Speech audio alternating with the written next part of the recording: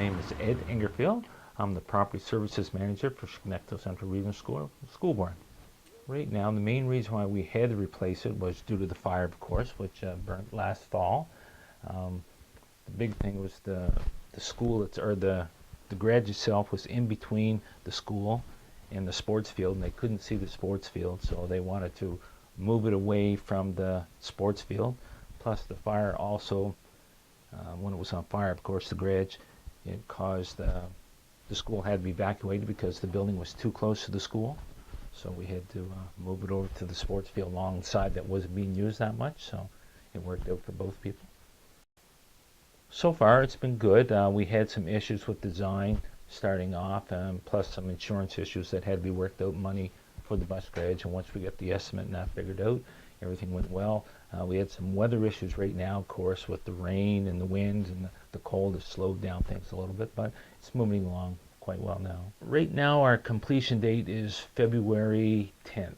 So if everything moves around along and there's no issues down the road, we should be able to come in on February 10th, yeah.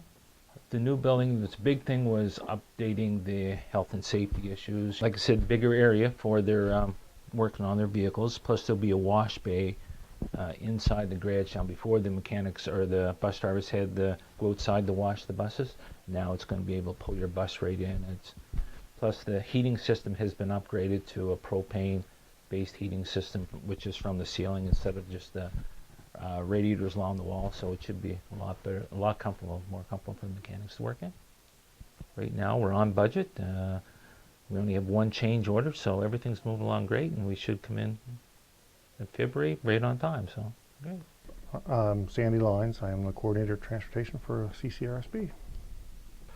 Well, initially, when the day of the fire and very shortly afterwards, it was a big adjustment, having a garage there to do minor repairs and day-to-day operations in that area. Right off the get-go, we had to find a way to still do repairs in the area without having to drive them all the way to Truro, and that's like lights burned out and just little things like that. It wasn't feasibly sensible to drive a bus from Kennetcook to Truro and back again, which is approximately 100 kilometers, just to replace a $1 light bulb on it. So we actually had a truck which was due to be surplused to the public, and we brought it back in, fixed it up, and geared it up with some of the minor parts that could be done on site down there, even though there wasn't a building to put it in. So that was the initial start. After that, more the servicing and changing oils and repairs and things like that. We had to compensate here at Truro to bring the buses up, which is about, there's 20 buses in Hants North, but they also we started using Hants East buses going that route too. So it was closer to 40 buses that was being serviced in the area. So they all had to come to Truro, which meant we had to do overtime with our people up here, along with the people that were also in Kennetcook. The big thing is, I mean, our guys here, I mean, we're working just about every Saturday, so I mean, they're giving up their weekends, even though they are being compensated for it. So, and it's just about been every Saturday from April to the end of June. We started again late September and went right till Christmas, and we will be starting again here probably this weekend. And we are having a hard time keeping up with the workload. Hants North, I mean, technically it would be our first choice because that's where the other garage was, just for simplicity, I guess.